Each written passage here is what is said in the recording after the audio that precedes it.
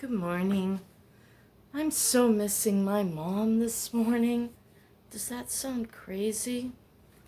We had a kind of tumultuous relationship. She was going through menopause when I was going through puberty and the teenhood.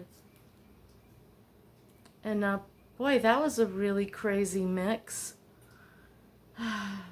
We used to have fun. I hated school. I hated school. And she would let me play hooky. I'd say, Mom, I don't feel like going to school. Can't we go riding? We'd get in the car. See, we had 2 cars back then. Life was good. My dad had a really good job. And we had a brand new house and 2 new cars. And she had this great old Buick. What kind of car was that? Something with the C. It was beautiful. It was big and long. Had I think a baby blue body and a darker blue top or a white top. I can't remember. I wonder if I have a picture of that somewhere. Well, we used to love to go gift shop hopping. There was this great little place in Rye, New Hampshire, right off the beach. Like the beach and the clubhouse was right there, and in this big beautiful house, she had it down in a basement room. It was a nice sized room, and she always had these cute little things, and I loved the little miniature cups and saucers that were on this little stand. Maybe you remember them. The little round plate was on the bottom with the little legs to hold it upright so you could see the plate, and then the little cup dangled off a little hook. It was almost kind of like a coat rack shape with the little cup hanging and the little plate forward so you could see it.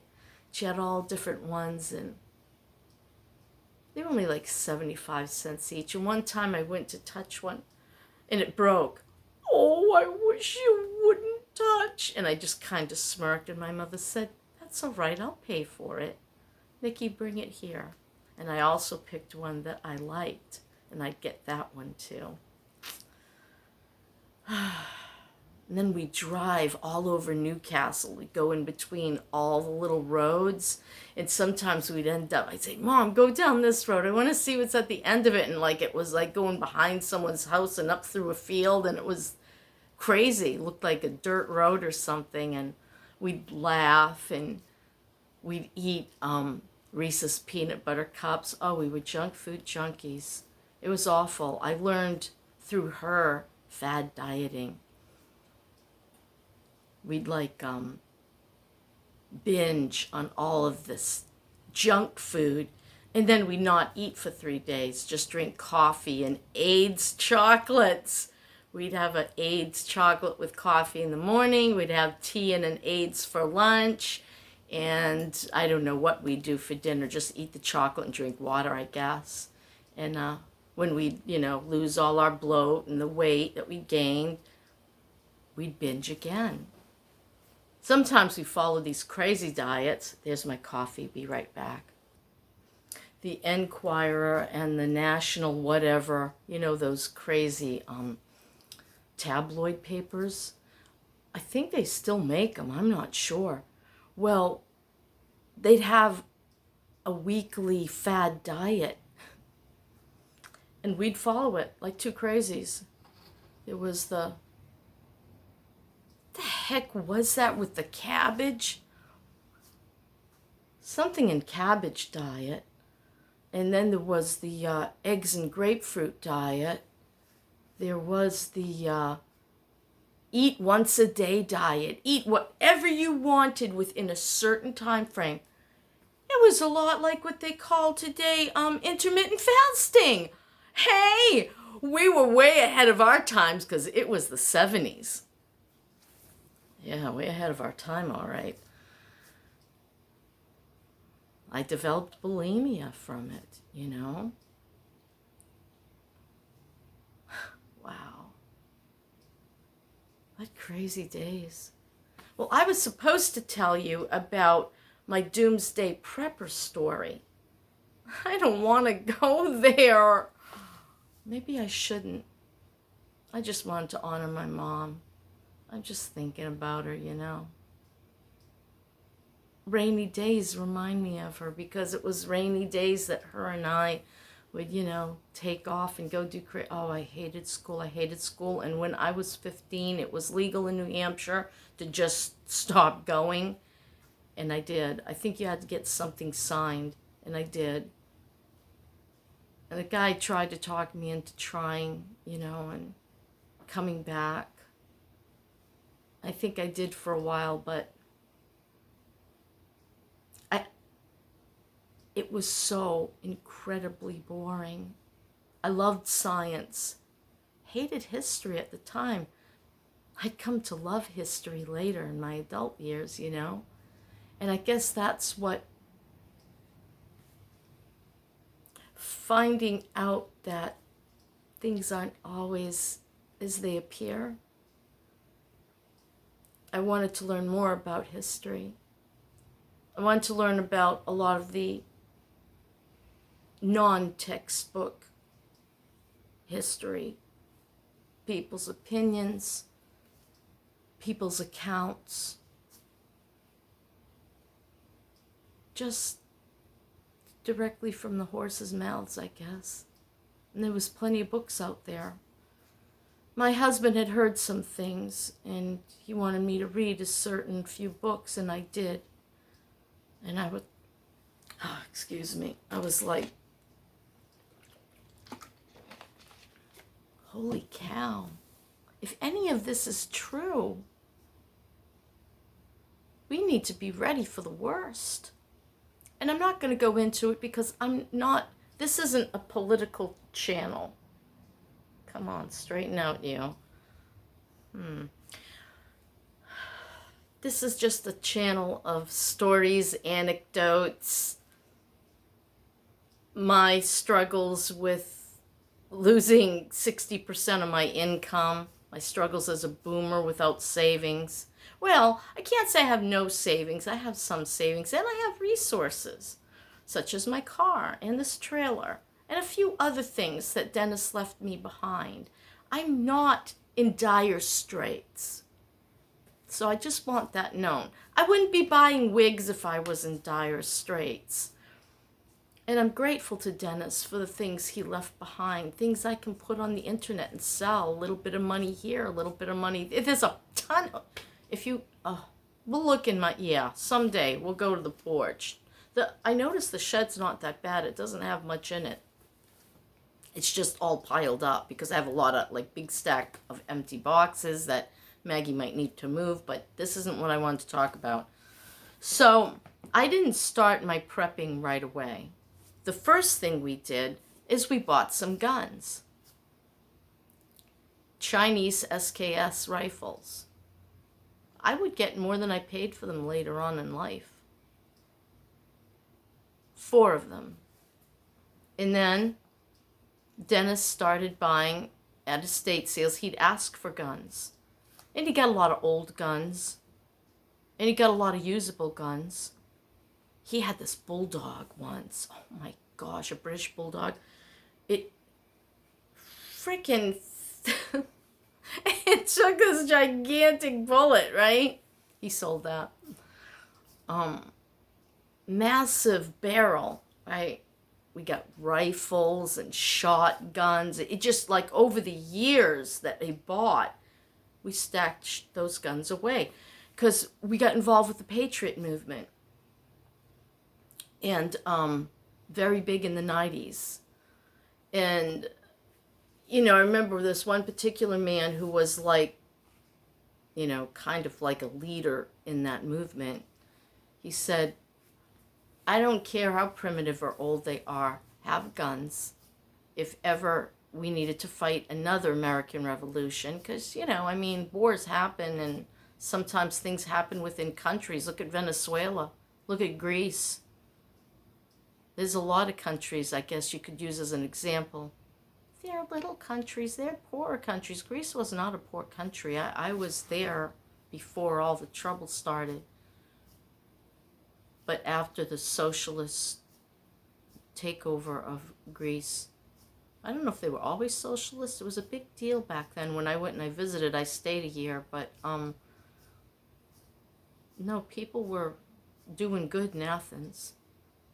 And then out in the country, there was abundance. It was a simple life, but there was abundance, you know? I don't know what it's like now. I don't want to go back to see. Beautiful place, though. Islands, just gorgeous. So we had a ton of guns. And then he started buying ammo. We were buying ammo for the SKSs, and we ended up with 3,000 rounds of ammo. And then we would add another 3,000 in various other, we can always sell it, but we kept it. And I think my real prepping started when I bought the house in Milo, Maine. I had, I don't know how big the actual main house was, but then we had this extension off of it, which in Maine they called a shed. In New Hampshire they'd call it an L. It was quite large, about the size of half the house, and it was a 2-story building. Upstairs was the dryer. Oh, it had the craziest electric setup. Oh my gosh. The guy says to me, "Can I take this with me?" The electrician. It was this tin candy box, and it had like fuses and wires in it. He loved that thing. He said how this place didn't burn down years ago, I'll never understand. And he wanted it to show, I don't know, maybe it was like this, probably a great collectible, I'm not sure. And we filled the bottom with everything. Flashlights, oil lamps, batteries, first aid stuff. We'd pick up stuff from yard sales, and we just, it was like brand new stuff, like someone was sick and died and all their medical was left behind. We take it for near nothing. Yard sales, it's a good place to find things. I think it's getting harder to find things now, but I'm not sure. You say guns this day and age, and they're like, is that legal? Except for Florida and Maine. They get it, but they treasure their guns in Maine. And then I started buying food. I went to my Feed and Seed in Dover, Foxcroft, and I would order hard red wheat, brown rice in 50-pound bags, and store those in containers. And then I found a long-term, shelf life, Reliance Shelf Life, I think it was called. It was a smaller company in Utah, run by Mormons, and you could get your number 10 cans. And so I started buying cans. I buy cases. And I started with milk and eggs. And then I added meat and chicken, beef and chicken. And I just had, over the course of 4 years, I had enough food for 5 adults for 5 years. Some of you might say, wow, she's really crazy. It was cheaper then. Oh my gosh. I don't think I spent over $5,000 for all of it. I mean, just think of that. That 5 people would have been able to eat. There was rice, and there was flour, and there was pancake mix. There was everything you could possibly need or want. I even made sure there was, enough ingredients to make cookies or muffins or whatever we needed if the S hit the fan. And I think I was just waiting for trouble in some respects. Certain presidents would come into play, and during those years that I lived in Milo, 13 years I lived there, and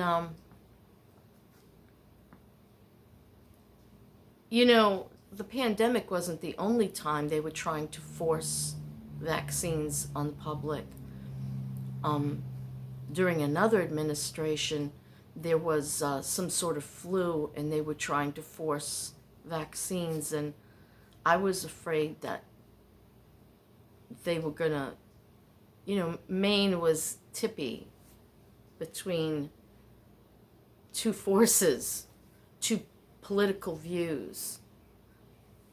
But, I should have known better. Up there were a lot of preppers. There really were.